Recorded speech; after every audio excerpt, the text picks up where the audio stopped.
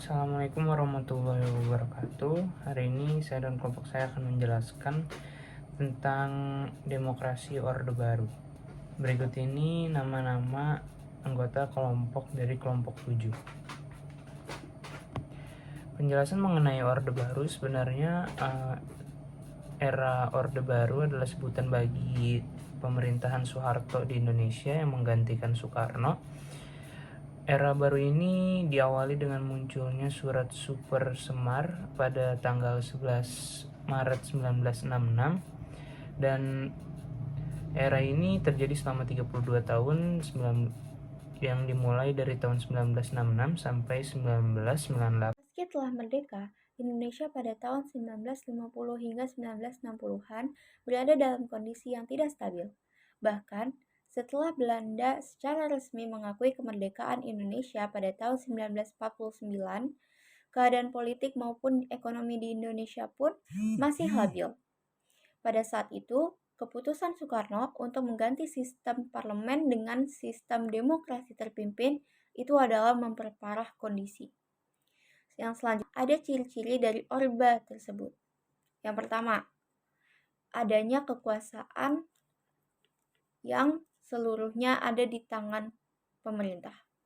Yang kedua, adanya pembatasan hak-hak untuk berpolitik. Dan yang ketiga, adanya pemilu yang tidak demokratis, dan adanya kasus suap menyuap, dan adanya korupsi.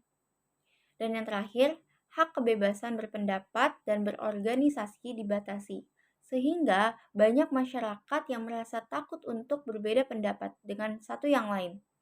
Assalamualaikum warahmatullahi wabarakatuh. Perkenalkan, nama saya Lubna Nurjihan dari 11 IPS 2. Kelebihan perkembangan GPD per kapita Indonesia meningkat dengan cepat. Sukses Repelita rencana pembangunan 5 tahun. Sukses gerakan wajib belajar, sukses gerakan nasional orang tua asuh, sukses keamanan dalam negeri, investor asing mau menanamkan modal di Indonesia, sukses menumbuhkan rasa nasionalisme dan cinta produk dalam negeri. Kekurangannya, semaraknya KKN, pembangunan Indonesia tidak merata, dan timbulnya kesengajaan pembangunan. Munculnya rasa ketidakpuasan dan sejumlah daerah karena kesengajaan pembangunan, terutama di Aceh dan Papua. Kecemburuan antara penduduk setempat dengan para transmigran yang memperoleh tunjangan pemerintah yang cukup besar pada tahun-tahun pertamanya. Pelanggaran HAM kepada masyarakat non-pribumi atau Tionghoa, kritik dibungkam dan oposisi diharamkan. Tujuannya, melakukan koreksi terhadap penyimpanan yang terjadi pada masa Orde Lama, penataan kembali aspek kehidupan rakyat bangsa dan Indonesia, menerapkan Pancasila dan Undang-Undang Dasar 1945 secara murni dan konsekuen, membangkitkan kembali kekuatan bangsa Indonesia.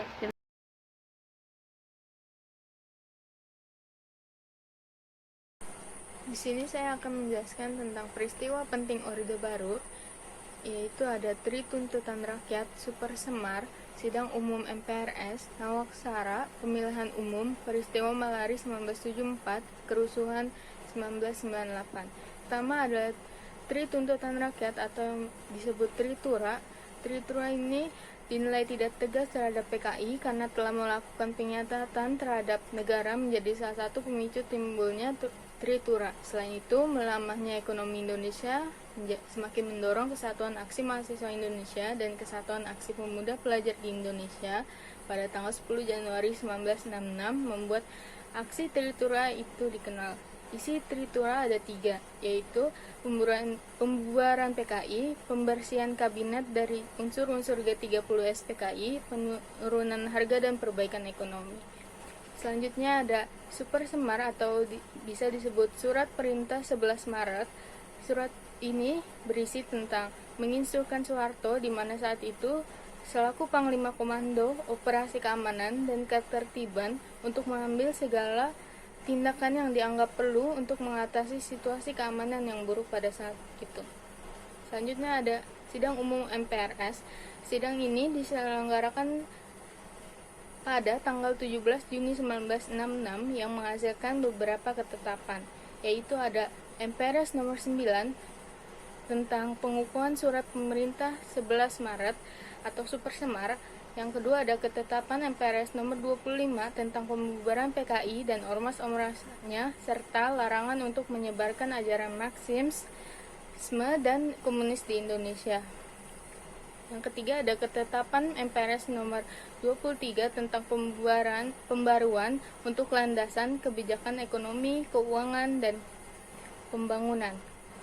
Yang terakhir ada ketetapan MPRS nomor 13 tentang pembentukan Kabinet Ampera yang ditugaskan kepada pengemban TAP MPRS nomor 9. Yang terakhir ada Nawaksara, merupakan pidato pertanggungjawaban Presiden Soekarno pada sidang MPRS 1966 atas pemberontakan 330S PKI, serta kemerosotan ekonomi dan moral bangsa. Pada 22 Januari 1966, Presiden Soekarno menyampaikan amanat yang diberi judul Nawaksara atau 9 pasal. Namun hal itu dianggap kurang memenuhi harapan rakyat sehingga pada 22 Februari 1967 Presiden Soekarno menyerahkan kekuasaan kepada pengembangan ketetapan MPRS nomor 9 yaitu Jenderal Soeharto. Pemilihan umum atau pemilu. Pemilu pada masa Orde Baru diselenggarakan sebanyak 6 kali, yaitu pada tahun 1971 hingga yang terakhir pada 1997. Prinsip pemilu pada masa itu adalah langsung, umum, bebas, dan rahasia. Pada masa itu, hanya 3 partai politik yang mengikuti pemilu.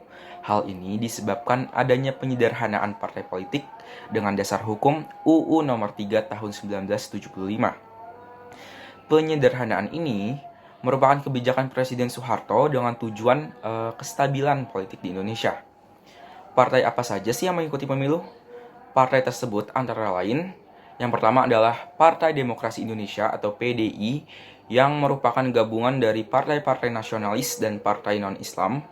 Kedua, Partai Persatuan Pembangunan atau PPP, yang terdiri dari gabungan partai-partai Islam di Indonesia.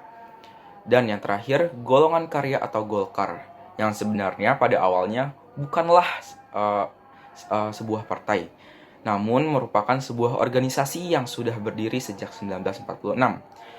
Golkar ini kemudian menjadi wadah bagi orang-orang yang memiliki golongan dan profesi di masyarakat seperti golongan militer.